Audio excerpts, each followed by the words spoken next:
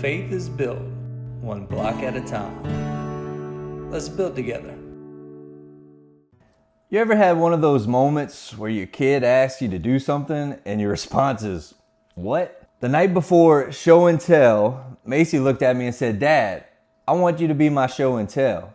I chuckled a little. "What exactly am I supposed to say, Macy?" She didn't hesitate. "I just want you to tell them what you do." Simple to her, but kind of crazy to me. Because in my head, I'm thinking this is an elementary classroom 10 minutes before the bell rings. Half the kids are thinking about snack time.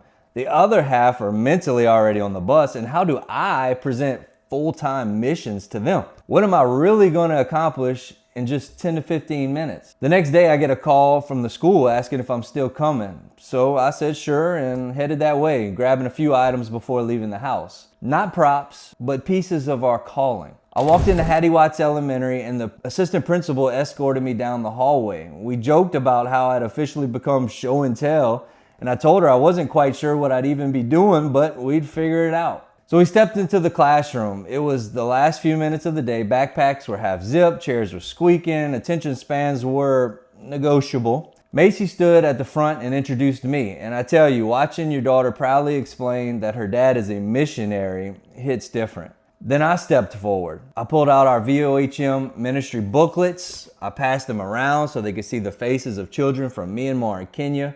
It's real kids, real smiles, and real stories. I held up the Bible cover the children in Myanmar made for me by hand. I told them, kids your age helped make this. You could see it click. This wasn't just far away and foreign anymore, it was personal. Then I showed them a Bible written in the Myanmar language, a gift from Stephen Boytung. I flipped it open, let them see the script, eyes widen. It looked nothing like English. Different letters, but the same gospel.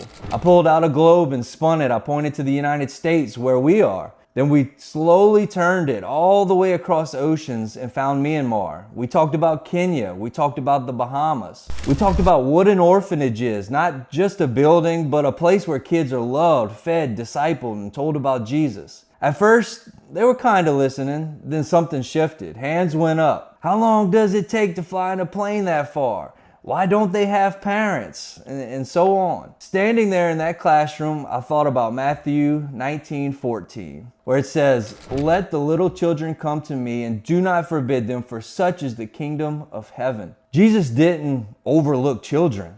He welcomed them. He valued them. He knew what could be planted in them. Then I started thinking, what if one of those kids remembers that globe years from now? What if one remembers the Bible in another language and realizes the gospel is for everyone? What if one day one of them says, "I want to give my life to something bigger than me"?